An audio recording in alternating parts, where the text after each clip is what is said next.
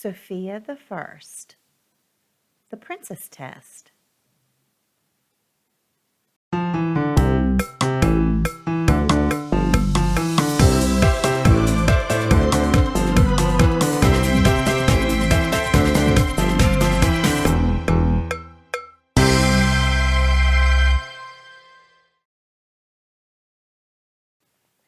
At Royal Prep, it's almost time for dance class to begin. Sophia and the other princesses are stretching when Flora, Fauna, and Merryweather float in. "May I have your attention, please?" Flora says. "We won't be having dance class today.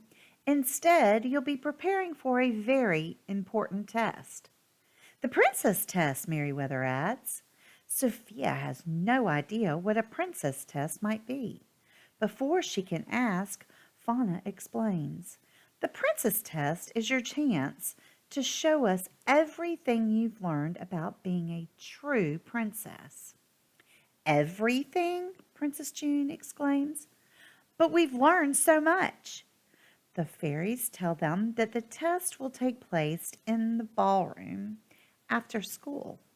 "Good luck, everyone," Fauna says as the fairies flutter out. Sophia, Amber, June, and Hildegard go to the library to prepare for the princess test. The librarian, Mrs. Higgins, finds them some books to study and wishes them luck. Sophia pages through a book. Do they really expect us to know all of these things, she wonders. Banquet manners, tea party conversations. The other princesses don't seem worried. "You'll do fine, Sophia," June says. "But I haven't been a princess very long," Sophia reminds the others. "There's so much I don't know." "Just make sure your gown looks gorgeous, like mine, and you'll do fine," Amber assures her. "That's the most important thing to know about being a princess." Hildegard flips open her fan. But proper fan fluttering is a must, too. Sophia hopes she can remember everything they're telling her, especially since it's almost time for the test to start. "You go ahead," Sophia says as the others head for the ballroom. "I want to make sure my dress looks perfect." The other princesses pass Mrs. Higgins. "Princess Amber," the librarian calls. "Can you help me?" "I wish I could, Mrs. Higgins," Amber replies, "but the princess test is about to start." "I understand, dear," Mrs. Higgins says. She asks June and Hildegard for help, too, but both girls apologize and hurry past. Finally, Sophia comes along. "What's the matter, Mrs. Higgins?" she asks. "Oh, thank you for stopping," the librarian cries. "I have to bring these books home, but my wheelbarrow broke and I can't carry them myself. Will you help me? I don't live far, just down the path a wee bit." Sophia glances towards the ballroom, not sure what to do. Mrs. Higgins smiles hopefully. Sophia sighs and smiles back. "Of course I'll help you," she says. She's sure she still has enough time before the princess test starts.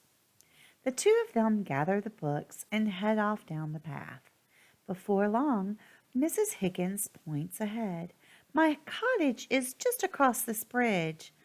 "Oh, Huckleberry," she exclaims. "A tree has fallen on the footbridge."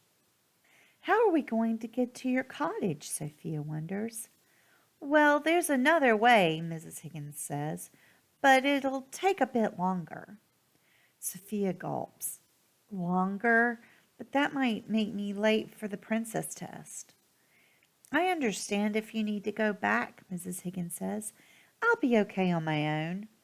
Sophia thinks about it. Then she shakes her head. "I can't let you carry all these heavy books yourself, Mrs. Higgins. Lead the way." Sophia and Mrs. Higgins walk for a while. "Is your cottage far from here?" Sophia asks. "Not really," Mrs. Higgins says cheerfully. "I'll draw you a map." She scribbles in the dirt with a stick. Maybe we should keep going, Mrs. Higgins, Sophia suggests. Yes, indeed. Mrs. Higgins gestures towards a narrow pass between two boulders. After you, my dear. Sophia steps forward. Then she stops. I'm so sorry, she says. A proper princess would say, after you. Mrs. Higgins smiles. You are a proper princess. Not really, Sophia sighs. I wasn't born a princess, so sometimes I feel like I have to keep proving I belong. Mrs. Higgins pats her shoulder. From what I've seen, Sophia, I think you make a wonderful princess. Sophia and Mrs. Higgins continue on their way. Soon they reach a rushing stream. Where's the bridge? Sophia asks. Mrs. Higgins chuckles. We don't need a bridge. We can just walk across the rocks. Just then, Sophia hears the school bell ring in the distance. Oh no, she cries. The princess test is starting. I better hurry. Follow me, Mrs. Higgins skips across the stream on the rocks. Sophia follows, but the rocks are slippery and her fan flies into the water. My fan! Sophia cries, watching the water swirl her fan away. Hildegard said the fan is a really important part of the princess test. Now I've lost it, and I'm late. What am I going to do? Mrs. Higgins offers again to let Sophia turn back, but Sophia knows the books are too heavy for one person. I'm not leaving until we get you home, she says. Besides, my gown still looks nice. My sister said that's the most important part of the test. She did, Mrs. Higgins said. My cottage is just through those trees. Soon Sophia spots the cottage. It's not far, but the path passes right through a muddy bog. Once again, Mrs. Higgins offers to let Sophia turn back. But Sophia has a better idea.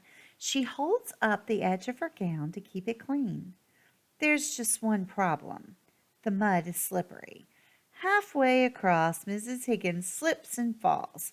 I've got you, Sophia cries, trying to catch her. They both end up falling in the mud. Sophia's gown is filthy. I'm so sorry, Sophia, Mrs. Higgins says, but I couldn't have made it home without you. Thank you. Mrs. Higgins' words make Sophia feel better. You're welcome, she says. I may not have made it to the princess test, but at least we got you home. Don't give up on that test yet, Mrs. Higgins says. Come this way.